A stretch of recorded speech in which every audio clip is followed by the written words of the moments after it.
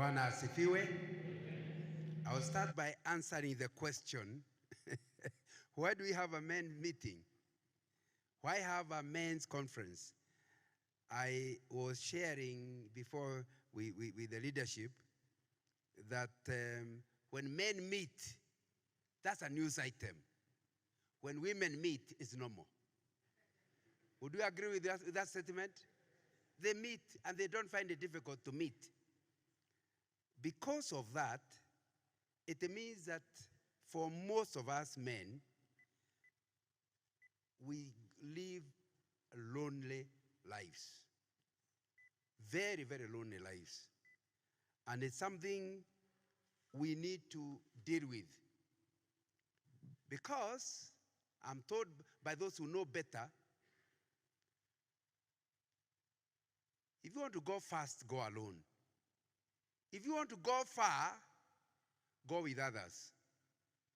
So we keep getting surprised why women seem to be living longer. By the way, that's statistically true. I'm not suggesting you die earlier than your wife, but I'm just giving statistics. Earlier, we knew why men were dying. They were fighting, isn't it? Now, how many of you have participated in war? Yet the data still keep showing that men die earlier than women. And it's because we don't actually meet. Because we don't have a support system.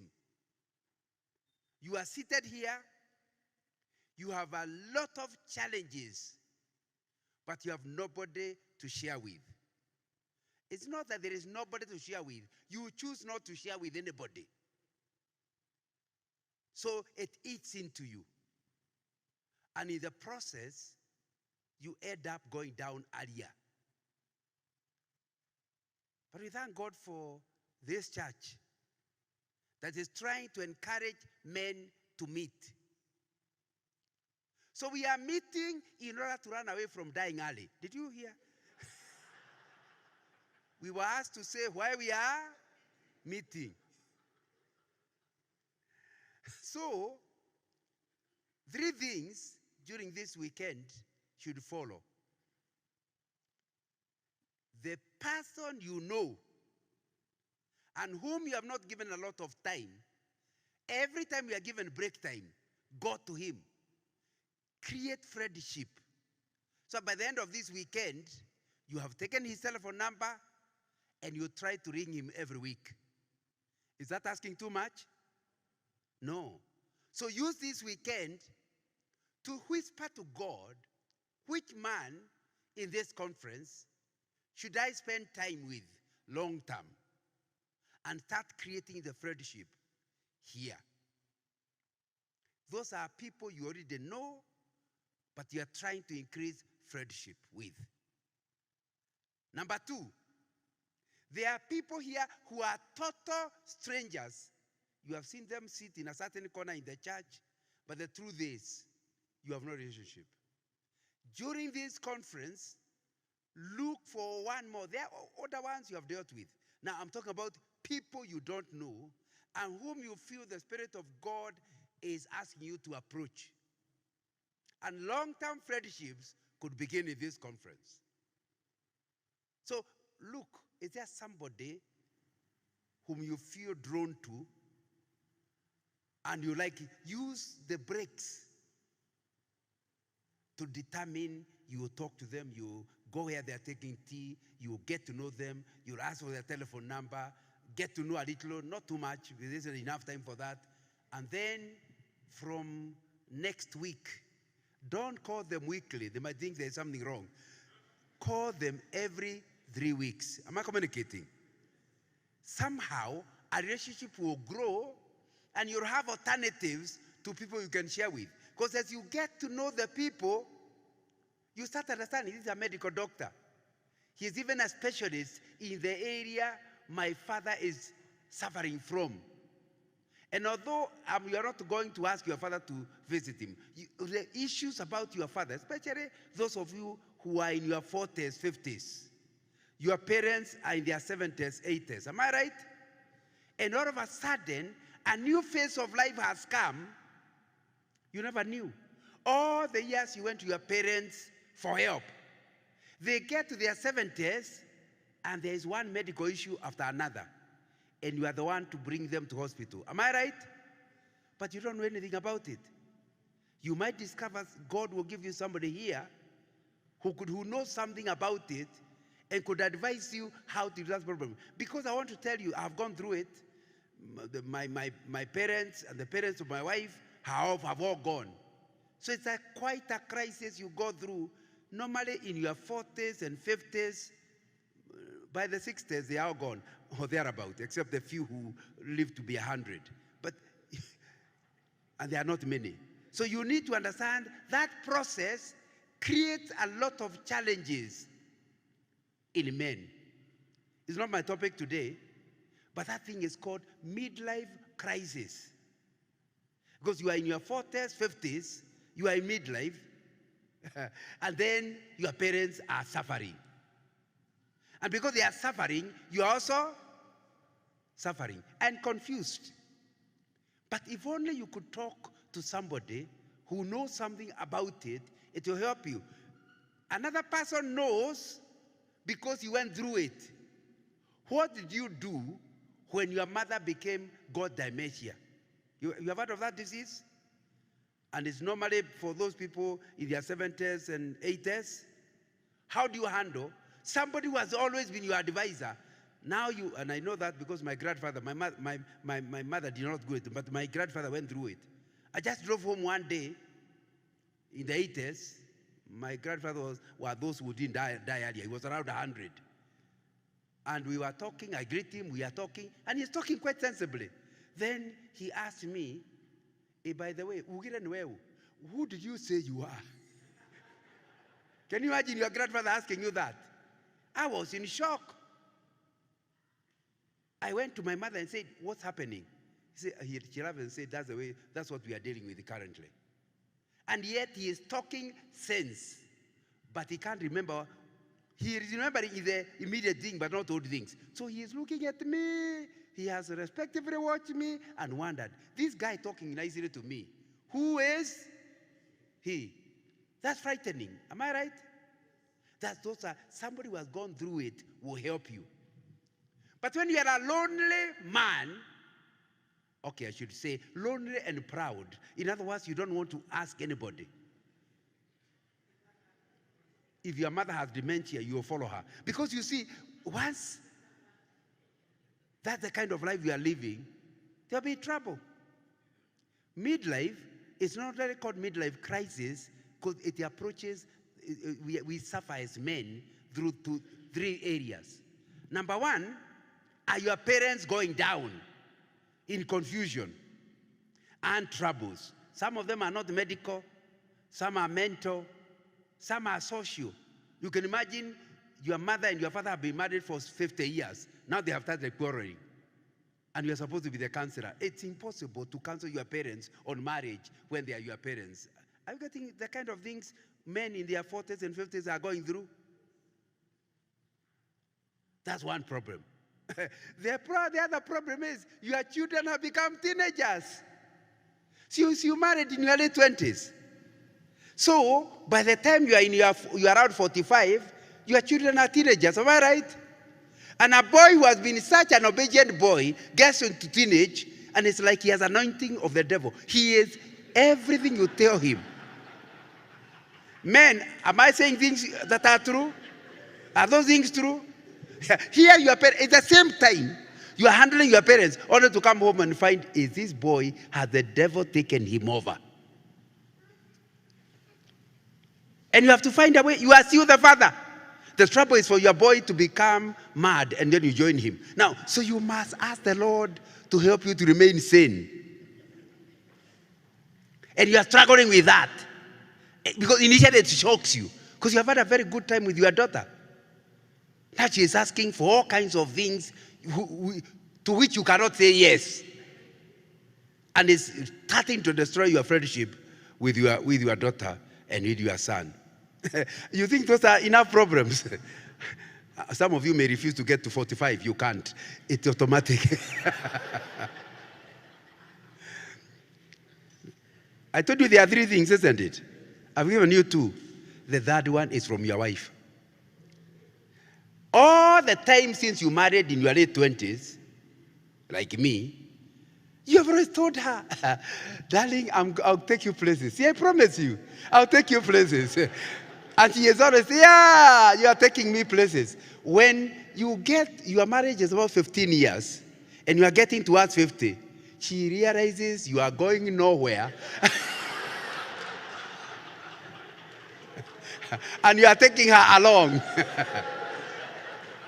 So one of these days you have taken her out, and in the out you keep repeating the same. I told you I'll take you places. She just looked at you and laughed. You are taking me places. Yeah. Why are you laughing? No, she doesn't tell you anything, but you get the message. You go in the evening and say, what has happened to my wife? What's wrong with her? You know, your wife now knows the reality. When you're around 50, the journey is not up. The journey is down. So she's being realistic. So she knows you are simply a joker. Now, and the only way she can remain sane is by accepting the truth. You are going nowhere. And you are taking her along. Now, but you haven't accepted. She knows, but you haven't accepted. So small things, every time you say something, she laughs. She doesn't take you seriously. And she has evidence as to why not to take you seriously. Now, those three things coming on the same man, can you see the trouble? And the solution lies in meeting other men who may be going through it now, or might go through it in future, or have already come out of it. Can you see why men must meet?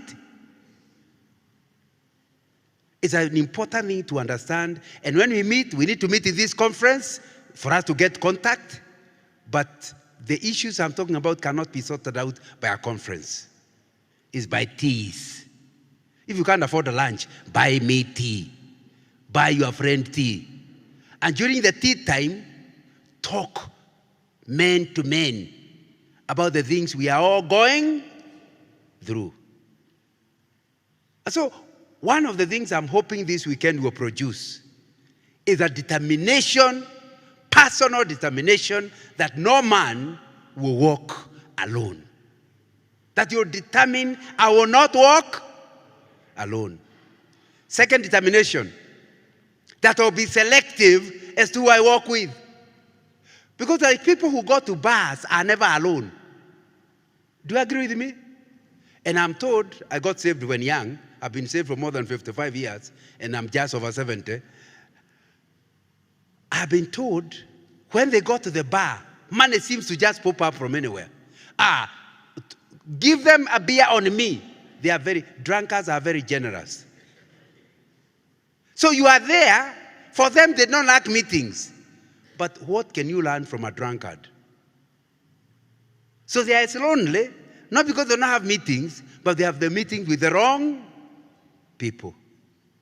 So the second determination is you must choose somebody not on the basis of his wealth, but on the basis of his values. If you find a man, especially back to my pet subject of midlife, one of the products of midlife is problems with marriage. And most men get second wives when they are around that age. Because earlier they kept imagining the wife will improve. Now she says, I give up. Let me get a smaller one. Now, you need to understand, if you get that kind of a man who is going through the scriptures, David had several wives. Solomon even had 100.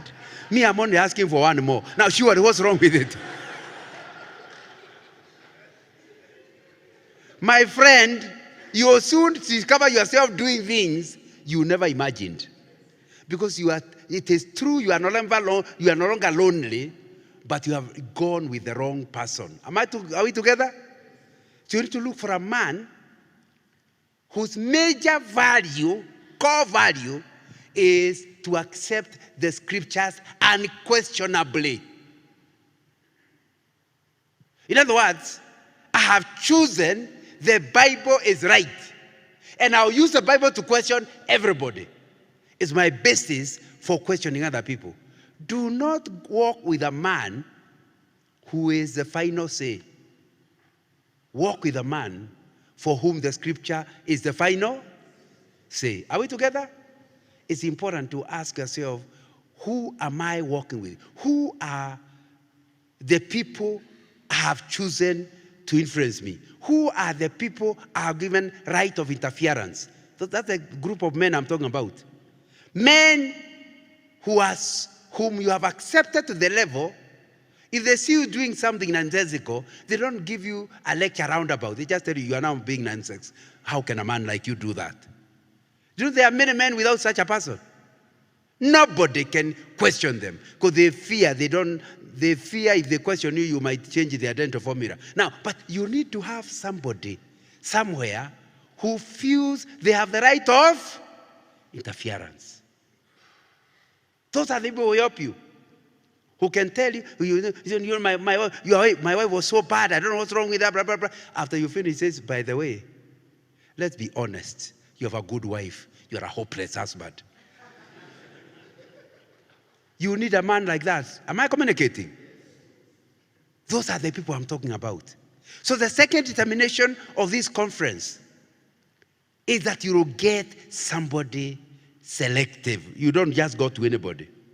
It will be somebody selective. Thirdly, and importantly, that you are going to look for a couple. Now, not a man, but a married couple. Assuming you yourself are married, or you'll soon be married, you look for a married couple whom you can give right of interference. Because you as a couple have agreed to walk together. I know those are the things we discuss in the couples fellowship, but you know some of these men don't come to those couples fellowship, pastor. So they need to hear it now. I think it's important to look for that couple who have the right values, the values you admire, and you need to walk with them. Sorry, that was not my topic. It was created by the MC. He wanted us to start by answering, why do men meet? Have I answered the question? Yes. And I'm praying that all of us will take that seriously, even as we deal with it. This is a men's weekend. And the major thing we are dealing with is the issue of we're asking ourselves, how can we be men of impact? How can we be men of impact? Because that's really critical. That we are men, it can be proved biologically. So that's not a debate. But are we men of impact? That's really what our discussion is here. And tomorrow in church, I'll be emphasizing your impact at home. But this morning, I want to emphasize your impact outside the home. And most of us spend our time making impact. But the question is it the right impact? Our text is in 1 Peter chapter 4, 1 Peter chapter 4, verse 1 to 4. Therefore, since Christ suffered in his body, arm yourselves also with the same attitude, because he who has suffered in his body is done with his sin. As a result, he does not live the rest of his earthly life for evil human desires, but rather for the will of God. For you have spent enough time. Enough time. That means you should not be on it anymore. In the past, doing what pagans choose to do. Living in debauchery, lust, drunkenness, orgies, carousing, and detestable idolatry. They think it's strange that you do not plunge with them into the same flood of dissipation, and they heap abuse on you. Remember, we are talking about being men of impact. And because we are Christian men, we are talking about Christian men of impact. And this passage, Peter is emphasizing to us why we need to be clear about this. You need to read 2 Peter chapter 1 to 3 to understand why he is saying therefore. On the basis of what I've been discussing. But in case you have forgotten it, let me repeat it. Since Christ suffered in his body, arm yourself also with the same attitude. The first thing that stops us having impact is a desire to escape pain. We don't want to suffer. So we look for shortcuts. Have you ever asked yourself why the rivers are always meandering? Especially if you're in the aircraft and you watch in the river. It's always meandering. Why? It's looking for the line of least resistance. So there's a rock here, it escapes. Then it's going that way. There's another rock, it escapes. That's why when you see it from the sky, it's meandering. And some of the men, their life is also meandering. Because they are looking for the line of least resistance. Your wife gives you trouble, you drop her, you pick another one. Only to discover the problems with your first wife have been sorted out. But the new one has come with the new ones. Because you are looking for the line of least resistance. The same thing at work. There are people who are jumping from job to job. Every job has a resistance. I drop it. And when you got the other one, all the problems of the previous one are sorted out. But the new one has come with the new problems. The Word of God is saying, if you really want to be a Christian man who is going to make impact, what drives you should not be resistance, but which is the right route.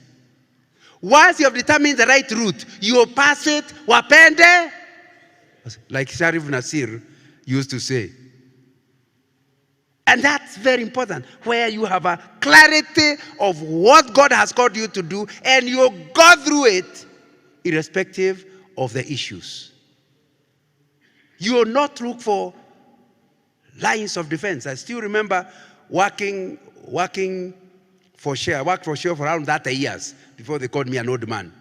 Then after that, after they called me an old man, I went to do masters with the pastor. I did a masters after retirement. But one of the times I still remember my boss, I just become distribution manager, and I was trying to clean up the issues of corruption in the department. And so my transporters and contractors were very unhappy with me. I was in middle management.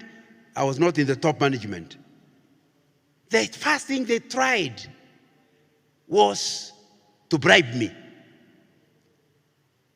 If you came to my office that some years ago, there would always be a musée with an envelope. Because they thought that's the way to deal with me. But so it didn't take them long to understand I will not accept a bribe. Now, when somebody cannot accept a bribe, businessmen don't know how to deal with you. Because you see, the reason they give you a bribe, by the way, at the time they gave you a bribe, there's no reason. In fact, they would say, we had a district manager, we came to welcome him. I said, oh, thank you very much. Where are you? I'm so and so. Oh, I know your contract. I've seen it in the file. Then we are talking. Before he rises, he opens up an envelope. And he just says, kitu kidogo. Now, yet it's a fat envelope. Now,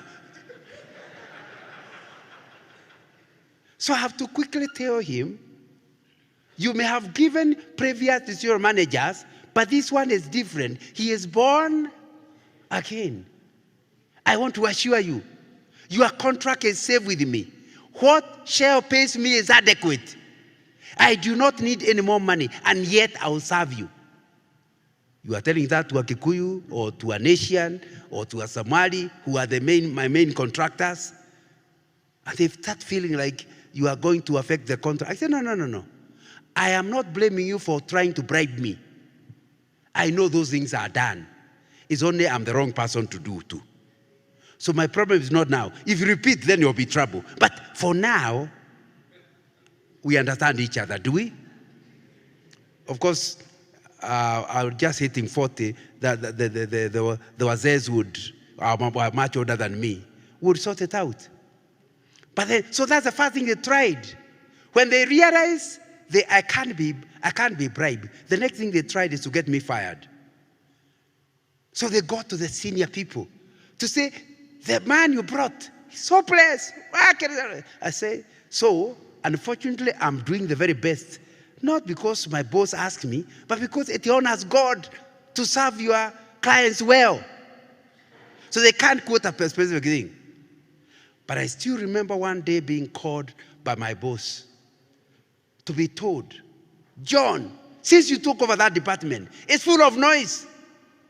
You must find a way of quietening the noise. So I told my boss, with all due respect, what exactly are they saying? I really want to improve. What have I done wrong? But you know, he can't tell me that I refuse bribes, can he? That they are uncomfortable dealing with somebody who cannot be bribed. He can't tell me that. So, and you know, he was very clever. He waited until everybody was out of the office. He called me after 5 to his office. So just 2 of us, even the secretary left. And he said, you know, you must sort out. I said, but tell me exactly what to sort out. We were talking around in circles. Him getting very infuriated because he was used to being feared. I respected him, but I did not fear him. So I'm saying, I want to improve. Just tell me what I'm doing wrong. Of course, at the back of my mind, in my oblongata, I am suspecting what the issues are. But I want him to talk. But he is not just talking about that things are bad, but they never tell me. You know, I shouldn't have, but I got now, after about an hour of that kind of talk, threatenings and whatnot, I said, you know, to be fair, we have been talking for quite some time. But we are talking like women in the village. Never clear what we are saying. I shouldn't have told him. He was a much older man. Never saying something specific, which is true. Because he is not telling me what to change. He is just telling me, you must. And also, he told me, please understand, 2 of us cannot work here together. And obviously, since he was in top management, I was not. I got the message. He had now determined, because he threatened me. In fact, he kept saying, do you know who I am? But sir, I know you. Now, but you know the question I'm answering is not the question being asked. In other words, he was used to when he says, you do whatever he says. So he finally put it in clear terms. 2 of us cannot work here. I went home and told Rebecca, I now know we will not be able to work. God intends to meet our needs, but you'll not be meeting them through share. However, from the discussion with the boss, most likely wants me to resign. But the Lord gave me this job, the Lord will take it. They are not going to get my resignation. But once they are ready to fire me, I'm in God's hands. Thank God for marrying a Christian wife. Because if you marry a non-Christian one, she'll say, what's wrong with you? What do you think we shall eat? But if you have married a Christian one, we both go to talk to God. Are we together? Yeah. My friend, if you do not learn that suffering is not to be avoided, although it's not to be invited,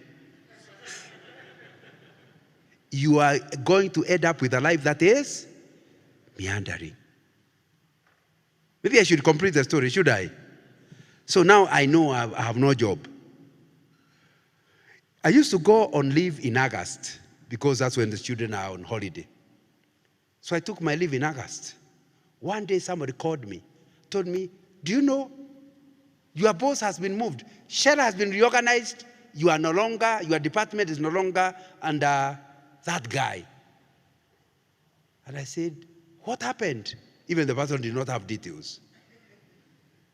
Remember, in June, I had been told that the 2 of us cannot be here together. I made an assumption it's me to move. In 2 months, God had answered his prayer. See, Two of us were not working together, but it's him who moved. Am I communicating? Yeah. Now, that's not the end of the story. He was given a division he did not like. So by October, he actually resigned completely out of the company. For sure, the two of us were not going to work together. And I never prayed for him to be removed. That was not my prayer. My prayer is that he would protect my job, but nothing to do with him. I hoped that the Lord would teach him. What I'm trying to tell you is, if you are going to be men of impact, we must be ready to say the price. Have you ever asked yourself why Mandela is regarded as a global icon? By the way, he was in power for a very short time. The South Africans tried to plead with him to continue, and he said, there's no way at 80 I can be a president. He refused. And he was not sick at that point. He looked quite strong. But he refused to be a president after the age of 80. Some others are trying. But you need to understand. They are trying to define a biological clock. But because of that behavior, not wanting his personal comforts, up to now, Mandela is a global icon. Am I right? But it's because right as a young man, qualified as a lawyer, and therefore can live in comfort, he took the needs of South Africa as important and his calling. And that cost him almost 30 years in Robben Island. Am I right? Because of insisting on going on a place that is rocky, he ended up making a global impact.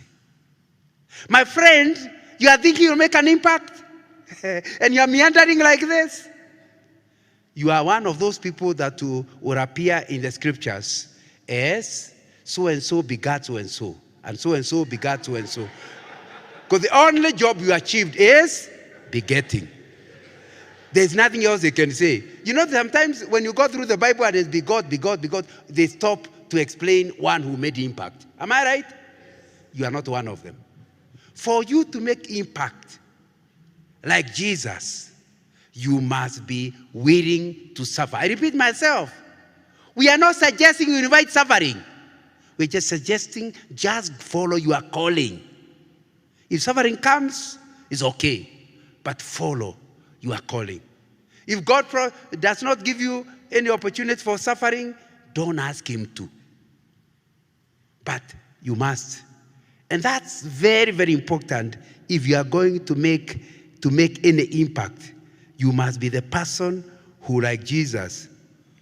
Therefore, since Christ suffered in his body, arm yourself with the same attitude. Which attitude? An attitude that says God has called. If it means I die, I die. And you know, for Jesus, as a human being, he didn't want to die. At the Garden of Gethsemane, he knew the kind of pain you'll go through, because crucifixion was the most painful process. So he finally, as a human being, said, God, is there an alternative way for this cup? Yet not my will, but yours. And that's really what we are talking about this morning with the men. You must refuse to take the easy way. You know, Akagao the other day was talking in your office, saying, you look so unhappy. Yeah, my wife. I can tell you how to replace her. Now, that's an easy way. But God gave you a wife. And that wife will be a lioness. And you never discovered that enough. But now you know. You married a lioness. You are looking for an easy way out. God knew that the only one who could domesticate that lioness was brother so-and-so. I don't want to mention your name. But now there is a small girl telling you, a Gashungwa telling you, There is an easy way. Take it. Take that easy way out. And you have simply destroyed your life. And I know many of my age mates, our 70s, can give you a story of where they meandered. Some of them, when they're in their 30s, 40s, they dumped their original family and they got a kagao. They got to their 70s and their biology started changing. Once the kagao started seeing you are getting weak, she just told you, wait a minute, you had a wife. Go. And if you don't, your house is locked. So in your 70s, you come to your first wife saying, I know I did wrong, but your children are now out of the university, they are feeding you. Can they also feed me? And many women in counseling ask, am I expected to expect him back after he spent all his strength elsewhere? And you have to tell the Christian lady, you are married, please accept him back. And then you tell Kamuze, come, but come slowly. Because they went for an easy way out. And we can count one after another of men in their 70s and 80s coming to their first wife. Because their first wife was a lioness. And they forgot God had given them the ability to domesticate the lioness. But in the process of domesticating the lioness, there will be scratches. Is that possible? But you must withstand the scratches. Rather than take the easy way out. That's really what the Bible is saying. Since you know Christ suffered in his body as a human being, take the same attitude. And you lose that attitude, there's no hope. What do you think is the main problem in Kenya? The main problem in Kenya is that we don't have such men. Every man is looking for how to make his life easy. The Mandela type are rare. If Kenya got a few Mandela type, would we be in the problem we are in? No. But similarly, we blame those politicians. What are we ourselves? Are we looking for the easy way out? Or are we being the men God created us to be, who have a calling and they stay in their calling irrespective of the challenges that will come along? The problem we keep talking about the problem of corruption. I'm chairman of an organization we call Ethical Leadership Network. And we are trying to see how we can help the Kenyans to become more ethical. But you know what our problem is? Very simple. Very, very simple. Nobody is willing to suffer. You go to a new job, and there is money which even if you stole, nobody will discover. And you find you know how to deallocate it. Now, if you know that you don't want any money you cannot account for, money will be there, carelessly kept, but you can't steal it. I used to, when I was working for Shell, there was a time I was in the region office covering about 10 countries. One of the countries I was covering several Muslim countries. I was covering Djibouti, Sudan, several of the Muslim countries. And I still remember being in Sudan, and we were one of my Shell workmates, and we were in Khartoum, and I come out of the car, and then the driver leaves. I say, hey, you have forgotten to lock your car. Because I did not imagine anybody leaving a car on a street without locking. You know what he told me? This is not Nairobi. What he actually meant is that they are not Christians. In a Muslim country, you can leave your car open. Isn't that an embarrassment to me? I'm trying to win him to Jesus. I know he tells me those problems of Nairobi are not here. No, you need to understand clearly. Our major problem is desire for soft things. That if I take this one, I'll be richer. If we came to where people are ready to die, corruption will just end. Because the first category of corrupt people are people who want to get rich. But the bigger category of people who steal is they want to be like everybody else. But the third category are people who fear. You know, many people who abet corruption are themselves very poor. Me, I used to think every corrupt person is rich until Goldenberg,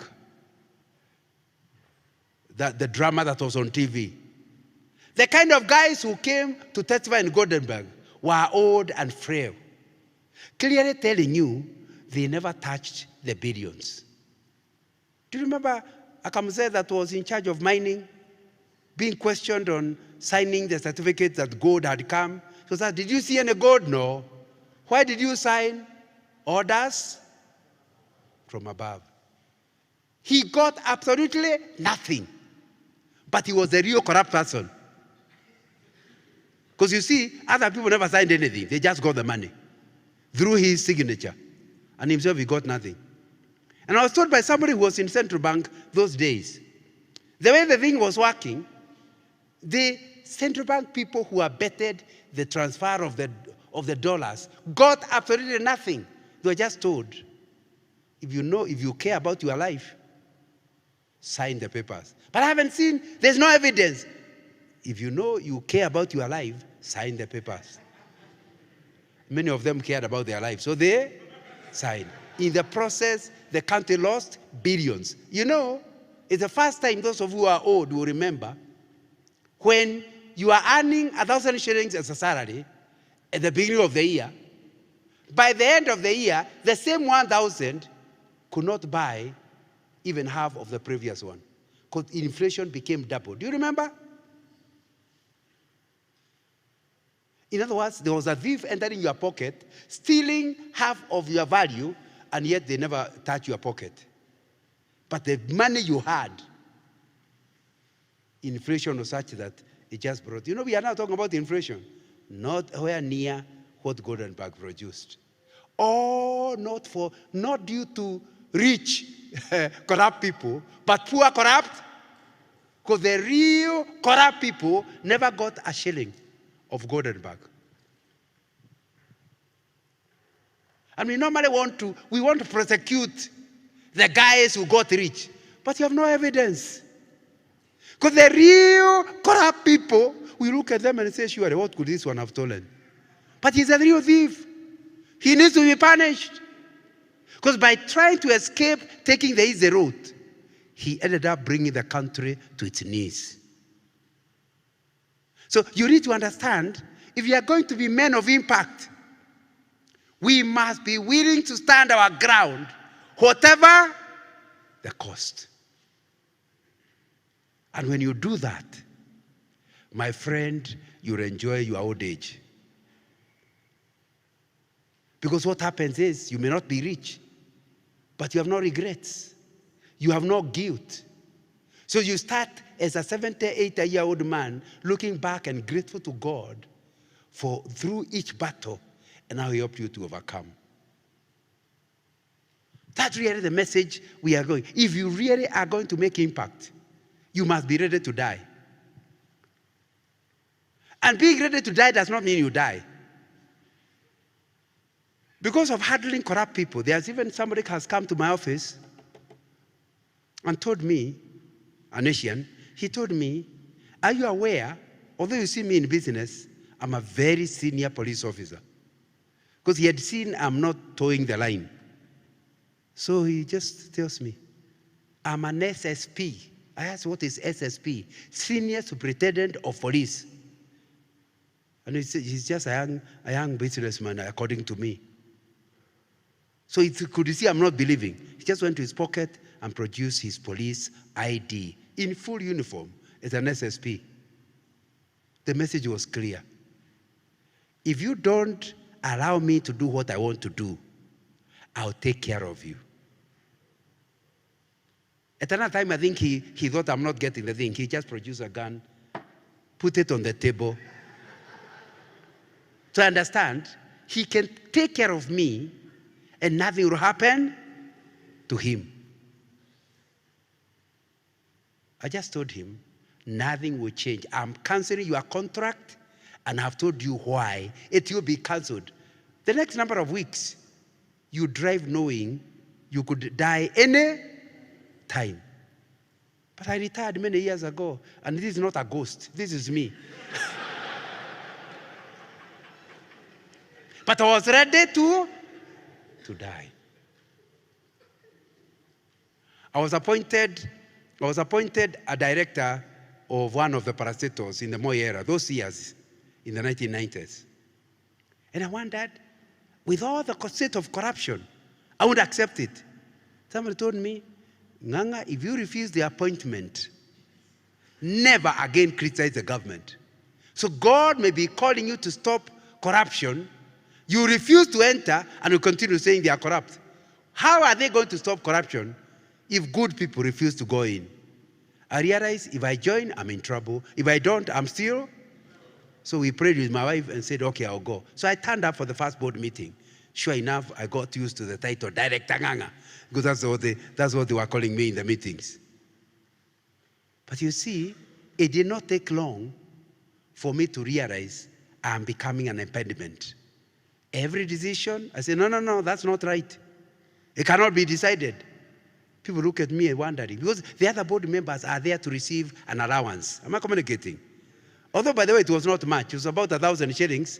If I came from the board meeting, I could pass through Tintin, because I was in Shell BP house. I could pass through Tintin. Lunch was about 1,000. By the time I arrived in Shell, I've been going to the toilet. Now, I've gotten...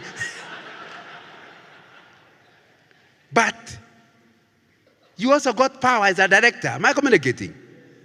But I didn't see that power, because power is only by being corrupt. So I stood my ground. And people started saying, you must be very rich. No wonder you are not interested in this. You are not helping us. I said, no.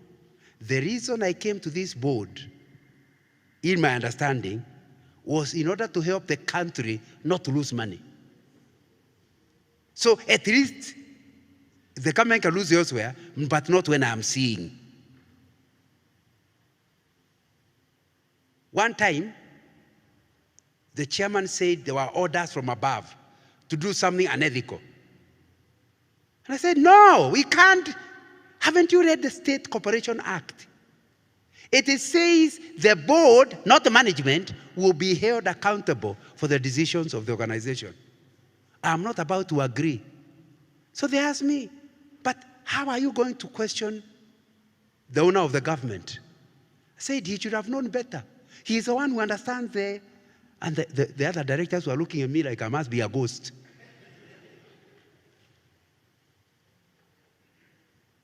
They finally decided, because I was the chairman of the tendering and technical committee, they decided to remove me without following procedure. That's when I told them. Then, since the idea is to remain in the board without impact, I'm resigning. Hey, one of my friends said, it's dangerous. You resign and you end up in Nyayo house. So he advised me, the best thing is simply stop attending the board. But remember, whatever decision they make, I'm associated with it, isn't it? So we prayed with my wife, and we agreed we will resign. Chochote cha kutokea, kitokee. Because they have told the Lord. The only problem is, you write to the minister. You know the appointments come from the minister in charge of that area.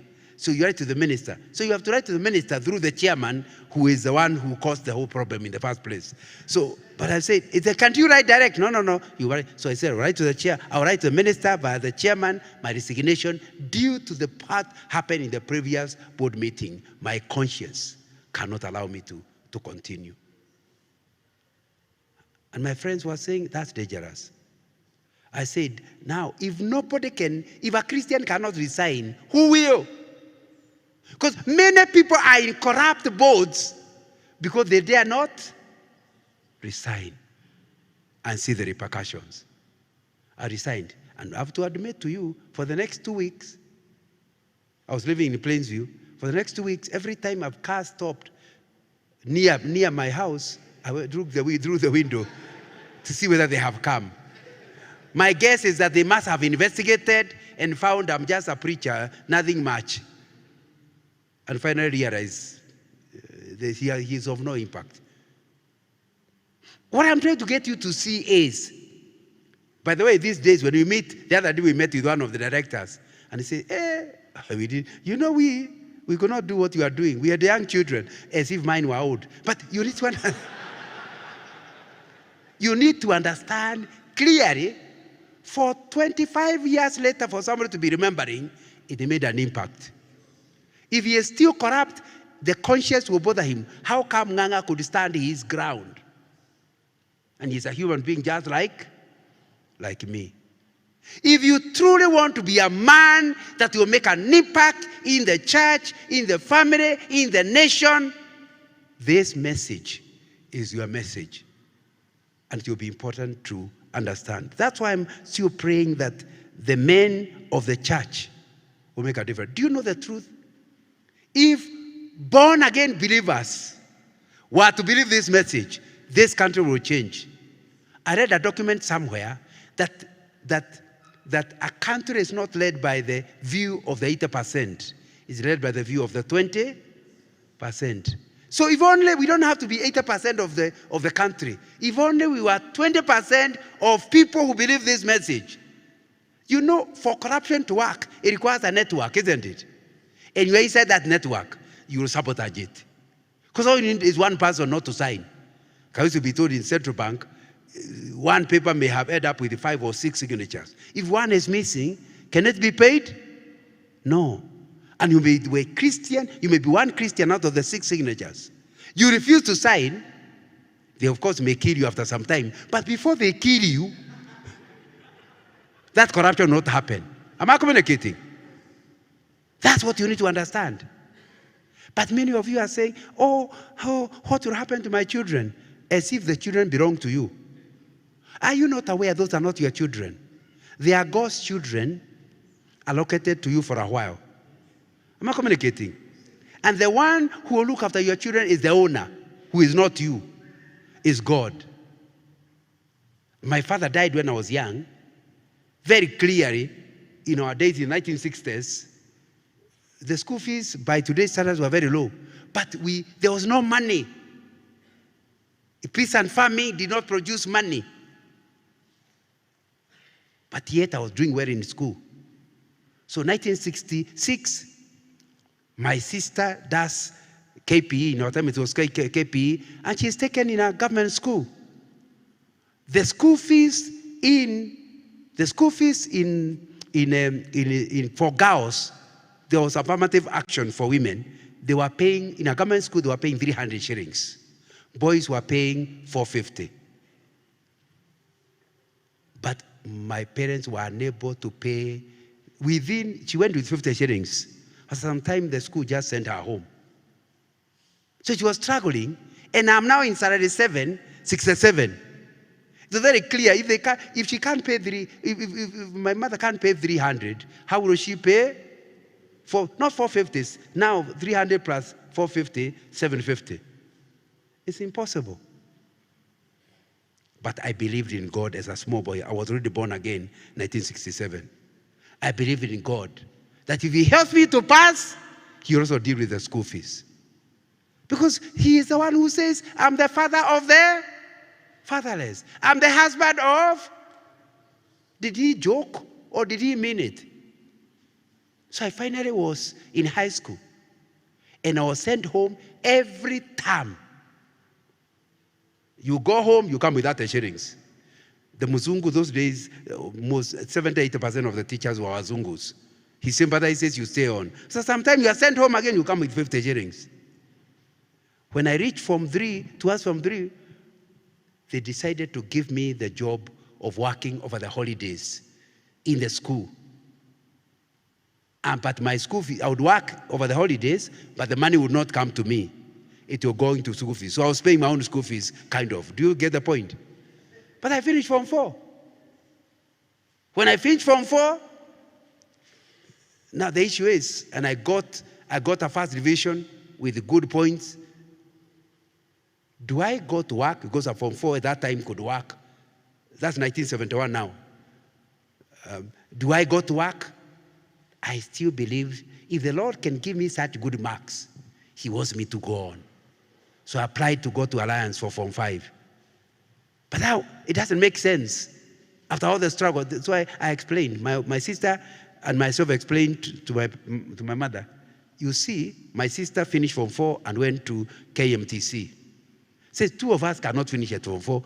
Let him go for A level. Why? 3 reasons. Number 1, the government, as a way of encouraging us to go on with the school, A level was totally free. You didn't pay a single shilling except you pay for your own uniform and exam fees. Yet when you arrive there, they will give you the bed sheets, they will give you toilet paper, they gave you more money, and yet you paid nothing. So it is true, but now you are not required to pay anything. So that's how I ended up in Form 5. Then, of course, after Form 5, I was invited to the university, and the university did not ask you for money. They gave you money. It was called Boom. So that's how I ended up. Can you see the father of the fatherless doing it? Why do you think your children, if you die standing for the truth, how do you think your children, God cannot look after them? Am I communicating? So don't cut corners because of your children, because of your wife. If you are standing in the name of the Lord, rest assured, even if you left this life. You know, there are many people who had rich parents, but they never made it in school at all. It's important to understand what I'm trying to say. That if you are going to make an impact, you must make a decision. You will stand your ground rather than go meandering from place to place. The reason why you have to take this attitude is because he who has suffered in his body is done with his sin. That the moment you accept body suffering, you can never sin. Because a lot of us sin for pleasure. Am I right? Now, so the moment your body is not controlling you, you live a righteous life. The day comfort is not, and I'm not suggesting you don't enjoy it, you don't do things that comfort this life. If the Lord opens doors, go ahead. If he gives you the money, go ahead. But you don't live for it. It's more of a by the way than the reason for your life. So he's saying, you are done with the sin. You cannot sin. The reason we sin is because our bodies, we are trying to protect from suffering.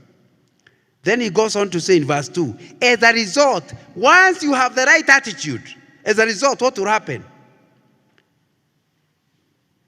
That kind of a person does not live the rest of his life, earthly life, for human desires, but rather for the will of God.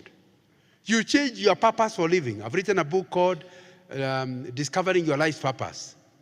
From that moment, you start living for the purpose of God's kingdom. Not for your own purpose. Because now your purpose grows to be a bigger life. That is after you do the things you have been emphasizing. And it will be important that that is done. So I'm asking you, what is your life purpose? To make money? After you have the money, so what? What is your life? Why do you think God created you? Why do you think he saved you? You are born again. Why? He is saying, don't live for earthly purpose, but rather for the will of God. Verse 3, for you have spent enough time in the past doing what pagans choose to do. You can't claim to be a Christian, but there's no difference between the way you live and the way you are non-Christians are living. If you came to my Christian Year in 1968, there was a very popular chorus. I don't know if it's very popular now, but we used to sing it like this. The things I used to do, I don't do them anymore. The things I used to do, I don't do them anymore.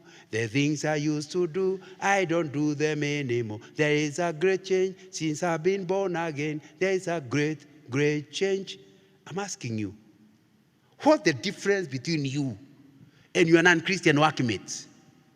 What is the difference between you as a husband and a non-Christian husband? Sometimes people can't see the difference. You can't sing the song. The place I used to go, I don't go there anymore. But you are going those funny places. You were there last week. Now, you need to ask yourself, how could you say your purpose for life has changed? The clothes I used to wear, I don't wear them anymore. That's how we used to sing. So you need to ask yourself, what difference? Do you really want to be a Christian man of impact? You must change. First of all, we have said you must change your attitude so that suffering is not something you run away from. Number two, you must have a clear purpose for living. Don't just live and nganga bigat. No, you must have clarity. In the short time you are on earth, there's something God created you to achieve, and you must live to achieve it. What is it? I think it will be important that is a question you have answered and you are clear about. What will happen? Verse 4 tells you what will happen. The people around you, will think it strange that you do not purge with them into the same flood of dissipation, and they heap abuse on you. So, if you live the kind of life I'm telling you that makes impact, they'll start thinking there is something wrong with you. It's a strange nut. You know, 1988, I went for a course sent by Cheryl in our training center in London.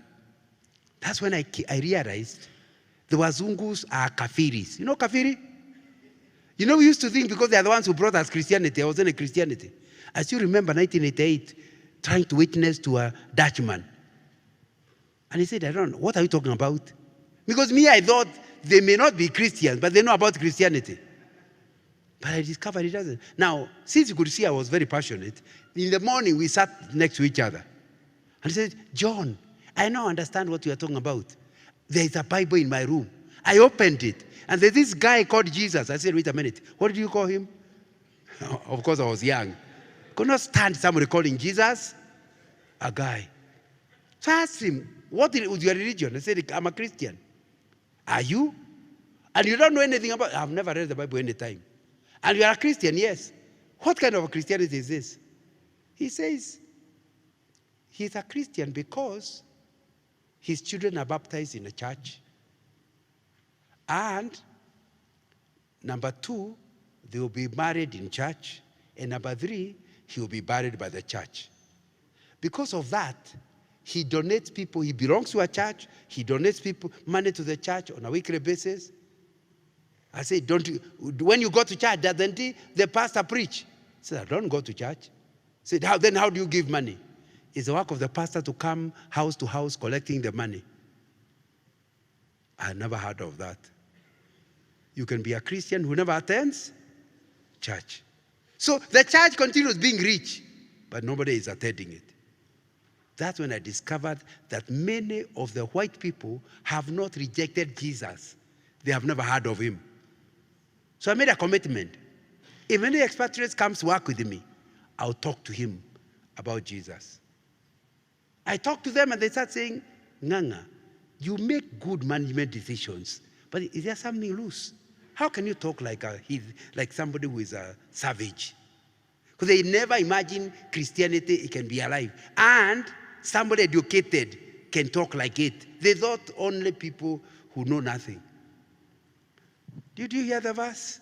It's saying, if you stand your ground, they'll think it's strange that you are not doing the things they are doing, that you don't seem to enjoy the things they are enjoying. And then, the verse has said, they'll start heaping abuse on you. That's what people are fearing. That's why they are just fitting in. And people who fit in make no impact.